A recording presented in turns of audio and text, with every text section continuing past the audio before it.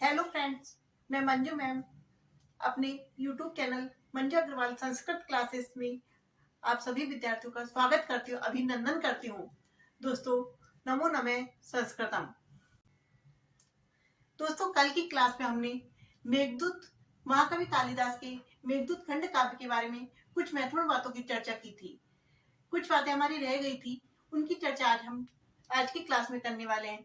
दोस्तों, यदि आपने कल की क्लास नहीं देखी है तो यूट्यूब चैनल पर जाकर आप उस क्लास को देख सकते हैं। दोस्तों, आज हमने यहाँ तक बात कर ली थी कल की क्लास में कि यक्ष का संदेश कथन, जो यक्ष ने मेघ को जो संदेश दिया था वो किस दिन दिया था, तो वो कौन सा दिन था। तो आषाढ़ मास के प्रथम दिन, अर्थात आषाढ़ मास का क्या था, प्रतिपदा के दिन उन्होंने मेघ को संदेश दिया था। यक्ष ने जो अपना पहला संदेश दिया था मेघ को, तो वो कौन से दिन दिया था, तो आषाढ़ मास के प्रथम दिन दिया था।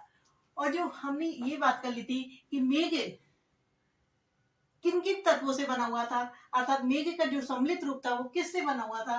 तो मेघ किससे बना हुआ था, धूम ज्योति सलिल मरुता सन्निपात मेघ है।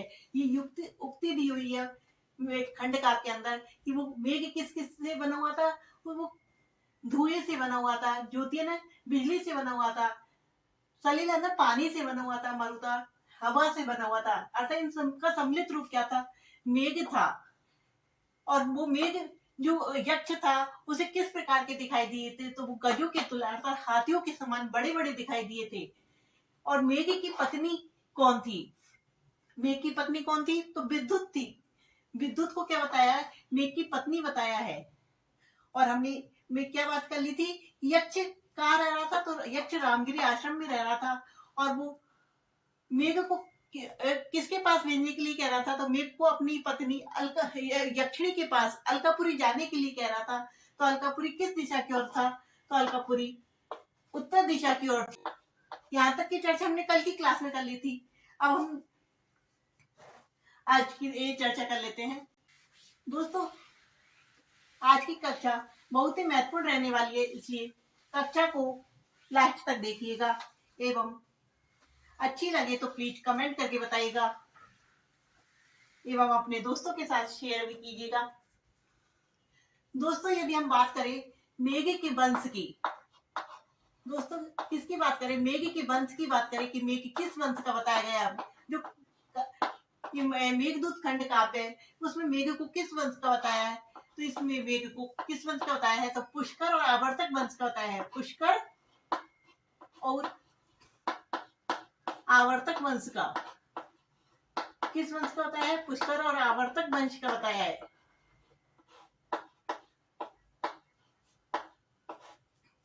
मेघ का वंश है पुष्कर और आवर्तक वंश। यदि आप बात करें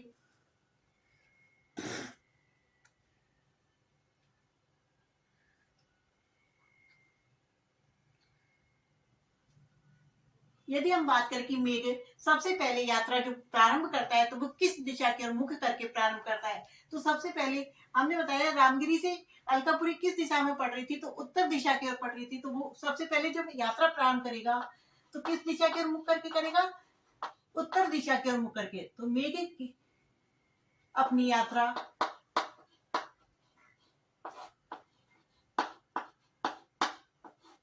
प्रारंभ किस दिशा की ओर से करता है, मेघ अपनी यात्रा प्रारंभ करता है तो उत्तर दिशा की ओर मुख करके। किस दिशा की ओर मुख करके, उत्तर दिशा की ओर मुख करके, क्योंकि वो किस दिशा में है, अलका नगरी उत्तर दिशा की ओर है। उत्तर दिशा की और मुख करके यात्रा प्रारंभ करता है। मेघ किस दिशा की मुख करके प्रारंभ करता है। यदि हम बात करें कि मेघ जब अपनी यात्रा प्रारंभ करता है तो उसमें सबसे पहला स्थान कौन सा आता है, मेघ जब अपनी यात्रा प्रारंभ करता है तो उसमें सबसे पहला स्थान कौन सा आता है। प्रथम स्थान की बात करें, हम यात्रा के प्रथम स्थान की बात करें, यात्रा के प्रथम स्थान की बात करें, यदि हम बात करें प्रथम पर्वत की और हम बात करें यदि प्रथम नदी की, तो वो कौन कौन सी पड़ती है,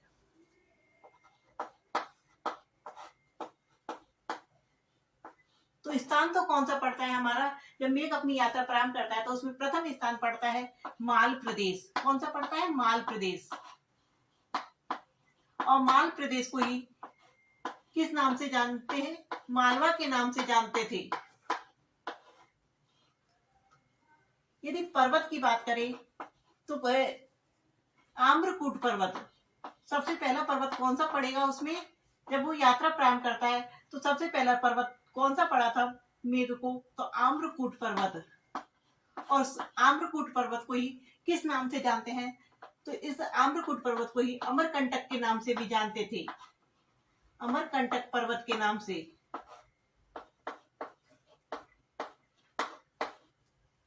यदि हम बात करें प्रथम नदी की, तो इस प्रथम मेघ की यात्रा की प्रथम नदी कौन सी पड़ी थी, तो ये पड़ी थी रेवा नदी, रेवा नदी। और इस रेवा नदी को वर्तमान में किस नाम से जानते हैं, तो नर्मदा नदी के नाम से। दोस्तों बात करें यदि माल प्रदेश के बाद कौन सा दूसरा स्थान पड़ा था, तो माल प्रदेश के बाद पड़ा था विदिशा नगरी, विदिशा नगरी। और विदिशा के बाद यदि पूछे तो उज्जैनी, उज्जैनी के बाद पूछे तो कुरुक्षेत्र,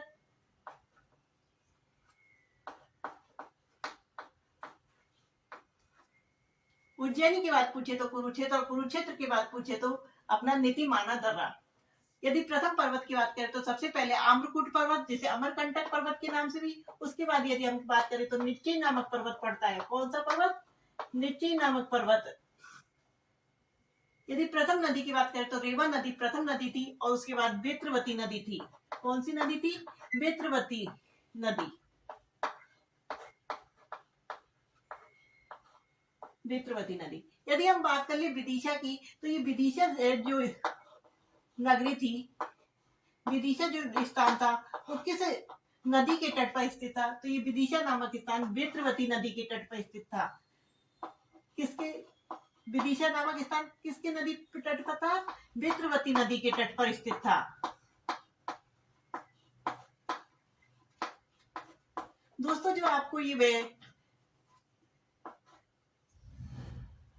नोट्स शेयर किए जा रहे हैं, आपको ये तथ्य बताए जा रहे हैं, वो ऑथेंटिक बताए जा रहे हैं, मतलब इनसे बाहर आपके एग्जाम में, प्रतियोगी परीक्षा में कुछ भी नहीं आने वाला, ये इतनी डीपली बताए जा रहे हैं। यदि विदिशा की बात करें तो वो कौन सी नदी के तट पर है, तो बेत्रवती नदी के तट पर है। और यदि उज्जैनी की बात करें तो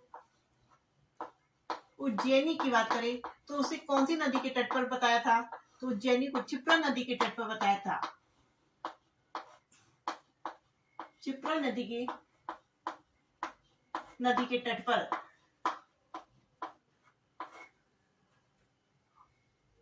और मेघ को अपनी यात्रा में कुछ विश्राम करने के लिए भी बोला था, तो निश्चय नामक पर्वत पर। जो निश्चय नामक पर्वत कहाँ पे पड़ता था, तो विदिशा में पड़ता था। तो विदिशा में कौन से पर्वत की बात की है उन्होंने, विदिशा में बोला है कि निश्चय नामक पर्वत पर क्या करना, आराम करना। निश्चय नामक पर्वत कहाँ पर पड़ता है, विदिशा में।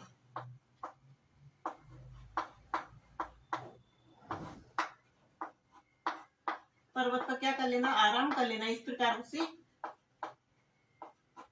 आराम की बात की है।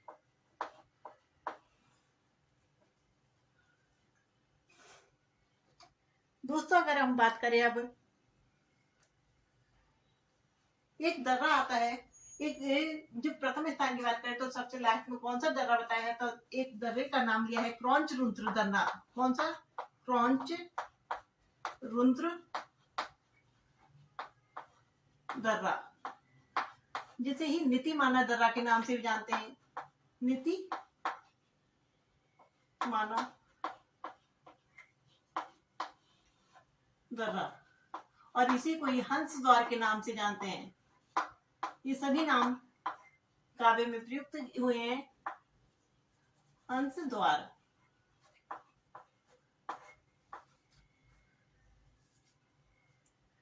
क्रौंच रुद्र दर्रे का ही दूसरा नाम आया है नीतिमाना दर्रा और हंस द्वार। इन सभी नामों से किसको जानते हैं, क्रौंच रुद्र दर्रा। जो मेघ अपनी यात्रा करता है तो उसमें उसे कौन सा दर्रा मिलता है, तो क्रौंच रुद्र दर्रे का उल्लेख किया गया है। यदि बात करें दोस्तों, अगर बात करें हम एक यक्षिणी के घर की, तो यक्षिणी के घर पर कौन कौन सी चीजें प्राप्त होती है?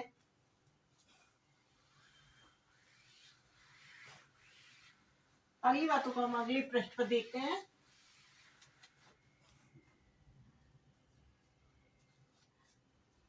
दोस्तों, अगर हम बात करें कि जो यक्ष की पत्नी यक्षिणी थी, वो उसका जो घर था, यक्ष का जो घर था, वो कुबेर के महल से किस ओर पड़ता था? तो कुबेर के महल से यक्षिणी का घर उत्तर दिशा की ओर पड़ता था। यदि आश्रम से अलका नगरी तक का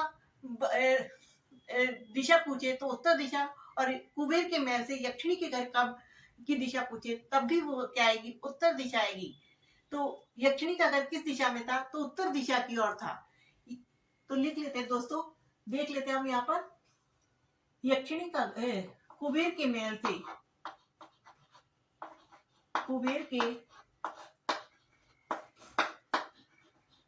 महल से जो यक्षिणी का घर था, यक्ष का जो घर था वो किस दिशा की ओर था?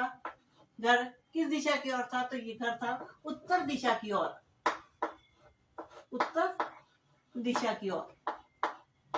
दोस्तों, क्वेश्चन कुछ भी पूछे कि आश्रम से किस दिशा की ओर था, रामगिरी आश्रम से अलका नगरी किस दिशा की ओर थी? तो उत्तर दिशा की ओर। कुबेर की महल से यक्ष का घर किस दिशा की ओर था? तो उत्तर दिशा की ओर। यदि आपसे पूछे कि मेघ अपनी यात्रा प्रारंभ करता है किस दिशा की ओर मुख करके? तो उत्तर दिशा की ओर। तो आंसर क्या आएगा? उत्तर दिशा की ओर।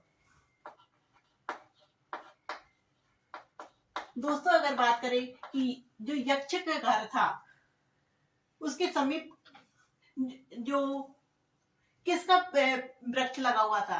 तो यदि हम बात करें तो मंदार का वृक्ष लगा हुआ था। यक्ष के घर के पास कौन सा पौधा लगा हुआ था? तो मंदार का वृक्ष लगा हुआ था। इस मंदार के वृक्ष को जो यक्षिणी थी उसने दत्तक पुत्र के समान क्या हुआ था? पाला हुआ था। तो यक्ष के घर के, यक्ष के घर के समीप, घर के समीप क्या था?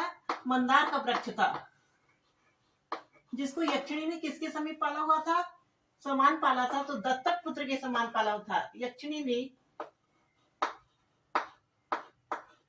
ने दत्तक पुत्र के समान,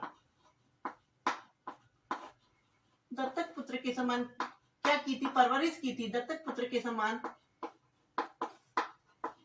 क्या करती थी? उस मंदार वृक्ष को पालती थी, समान मानती थी।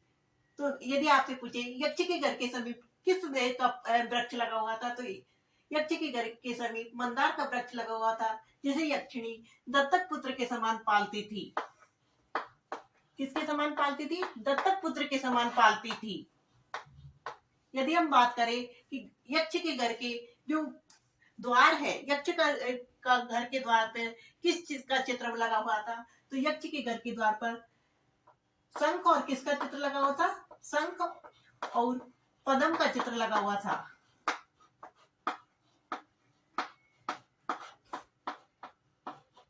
यदि बात करें तो ये क्या था? यक्ष के घर के बाहर, यक्ष के घर के द्वार पर, घर के द्वार पर, द्वार पर चित्र बने थे। इनके क्या बने थे? चित्र बने हुए थे। जैसे ये यक्ष का घर है और ये दरवाजा है, तो यहाँ पर एक तरफ तो क्या बना हुआ था? शंख बना हुआ था, और एक तरफ क्या बना हुआ था? पद्म अर्थात पुष्प का चित्र बना हुआ था। एक तरफ शंख था और एक तरफ पद्म का पुष्प का चित्र बना हुआ था। तो इस प्रकार यक्ष के घर के द्वार पर ये चित्र बने थे। किस किस के? शंख और पद्म के चित्र बने थे। यदि बात करें कि यक्षिणी के घर पर किस पक्षी को पाला गया था? तो यक्षिणी के घर पर यक्षिणी किस को पालती थी? तो मैना को पालती थी। किसको पालती थी? मैना को पालती थी। यक्षिणी अपने घर पर किसको पालती थी? मैना। यक्षिणी मैना को पालती थी।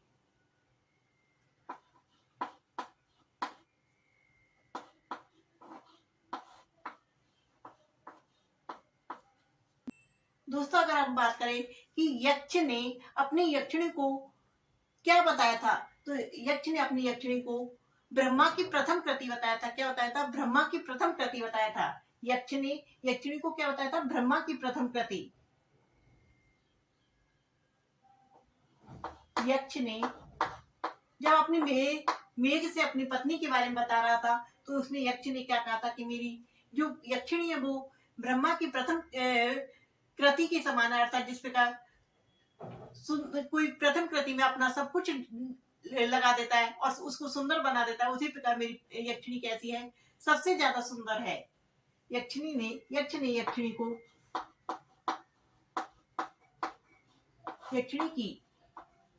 यक्षिणी को ब्रह्मा की क्या बताया? प्रथम कृति बताया है। ब्रह्मा की प्रथम कृति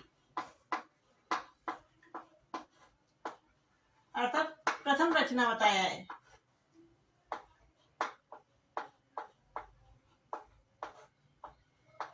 यदि बात करें हम यक्ष के शाप कब अंत होने वाला था, यक्ष का जो उसे शाप मिला हुआ था वो कब समाप्त होने वाला था, तो यक्ष का जो शाप था वो कब समाप्त होने वाला था?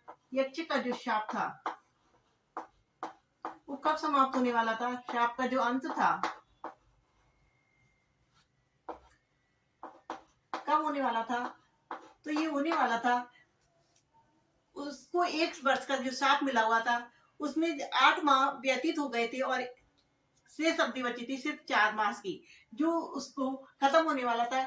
जो अपनी आती है देव उठनी एकादशी कहते हैं, जिसे देवोत्थान एकादशी कहते हैं, अथवा हरिबोधनी एकादशी के नाम से भी जानते हैं। तो उसके दिन उनका अंत होने, उसके शाप समाप्त होने वाला था और उसका पुनः प्रिया से मिलन होने वाला था। यक्षिणी से क्या होने वाला था? मिलन होने वाला था। तो उसका अंत कब होने वाला था? तो हम कह सकते हैं हरिबोधनी एकादशी, अर्थात जिसमें देवता उठते हैं और सभी जो मांगलिक कार्य प्रारंभ हो जाते हैं। हरिबोधनी एकादशी कह दो, देव उठनी एकादशी कह दो, देव उठनी एकादशी कह दो, कुछ भी नाम आए हम सभी नामों से हमें परिचय होना चाहिए। अथवा देवोत्थान एकादशी कह दो, देवोत्थान अर्थात जिसमें देवता उठ गए हैं, देवोत्थान एकादशी। एकादशी को 11 के नाम से भी जानते हैं,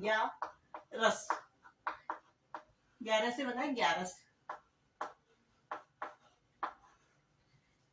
तो उसके शाप का अंत कब होने वाला था? हरिबोधनी एकादशी बोलो अथवा देवउठनी एकादशी बोलो, 11 बोलो, देवोत्थान एकादशी बोलो, तो इस दिन उसका शाप क्या होने वाला था? समाप्त होने वाला था। दोस्तों अगर हम बात करें कि पूर्व मेघ में कितने पद थे, तो पूर्व मेघ में 63 पद थे और उत्तर मेघ में कितने पद थे? तो उत्तर मेघ में 52 पद थे। तो पूर्व मेघ में तो जो यक्ष है उसने मेघ को अपनी विरह दशा का वर्णन बताया और उसके बाद रामगिरी आश्रम से अलका नगरी तक का रास्ता बताया, मार्ग बताया और मार्ग में बताया कि तुम किस प्रकार से जाना और कुछ स्थानों पर आराम करते हुए जाना। और इसी क्रम में उन्होंने अनेक स्थानों के नाम, अनेक पर्वतों के नाम बताए और अनेक नदियों के नाम बताए। इस प्रकार पूरे मार्ग का वर्णन बताया। उसके बाद जब उत्तर मेघ में उन्होंने सर्वप्रथम अलका नगरी के बारे में बताया, अलकापुरी किस प्रकार वैभवशाली थी, वो कुबेर का महल किस प्रकार था, इन सभी के बारे में बताया। उसके बाद उन्होंने अपनी पत्नी की विरह दशा के बारे में बताया कि वो किस प्रकार मेरे बिना व्याकुल हो रही होगी। इस प्रकार उन्होंने यक्षिणी की विरह दशा के बारे में बताया और उन्हें कहा, और लास्ट के पदों में उन्होंने अपना संदेश दिया, अपनी पत्नी के नाम संदेश भेजा कि जो हमारा शाप है उसके कुछ दिन ही शेष बचे हैं, अर्थात 4 मास ही शेष बचे हैं। अधिक अवधि समाप्त हो गई है, अर्थात 8 माह व्यतीत हो गए और 4 ही माह व्यतीत है, इसलिए इन्हें धैर्य से बिताना। ऐसा ना हो कि तुम इस समय में धैर्य खो दो और अपना जीवन ही समाप्त कर लो। इसलिए इस समय को धैर्य से बिताना, क्योंकि जो समय है वो शीघ्र ही निकल जाएगा, इसलिए और हमारा पुनः मिलन होगा। इस प्रकार से उन्होंने यक्षिणी को संदेश भेजा है। तो उत्तर मेघ में तो हमारे अलका नगरी का वर्णन है, उसके बाद विरहिणी यक्षिणी की मनोदशा बताई है, उसके बाद उन्होंने अपना संदेश दिया है। दोस्तों अगर हम बात करें कि वो किस चीज से गणना करती थी, जो यक्षिणी थी, यक्षिणी जब विरह के दिनों की जो गणना कर रही थी वो किससे करती थी, अर्थात वो किस चीज से गणना कर रही थी जिससे उसे मालूम रहे कि वो कितने दिन व्यतीत हो गए हैं और कितने दिन शेष बचे हैं। तो इन सब की गणना जो यक्षिणी कर रही थी तो किससे कर रही थी, तो यक्षिणी अपने विरह के दिनों की गणना, विरह के जो दिनों की गणना कर रही थी, दिनों की गणना कर रही थी, वो किससे कर रही थी, तो वो कर रही थी फूलों से कर रही थी। किससे करती थी, फूलों से करती थी, अर्थात रोज एक फूल को अलग रख देती थी जिससे वो उसे मालूम रहता था कि इतने दिन व्यतीत हो गए हैं। फूलों से करती थी।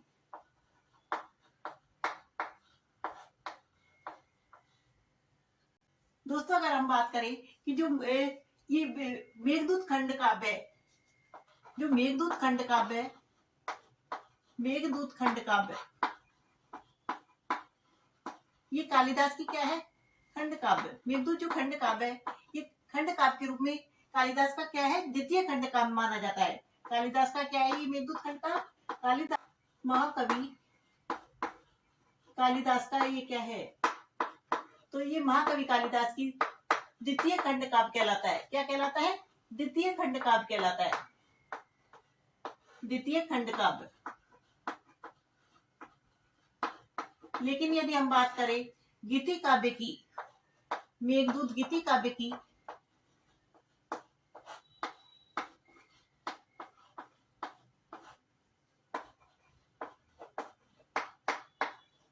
क्या कहलाता है, द्वितीय कहलाता है, दूसरा कहलाता है। लेकिन यदि हम बात करें मेघदूत गीति काव्य की, गीति काव्य की, तो ये कवि कालिदास की प्रथम गीति काव्य कहलाता है। महाकवि कालिदास का क्या कहलाता है, ये प्रथम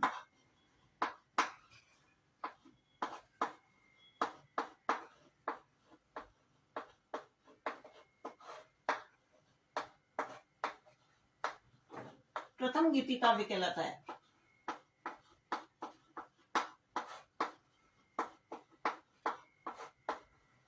गीति काव्य तो ये प्रथम कहलाता है और खंड काव्य द्वितीय कहलाता है। क्योंकि प्रथम खंड काव्य कौन सा है, तो प्रथम खंड का महाकवि कालिदास का ऋतु संहार है, जबकि गीति काव्य मेघदूत कहलाता है।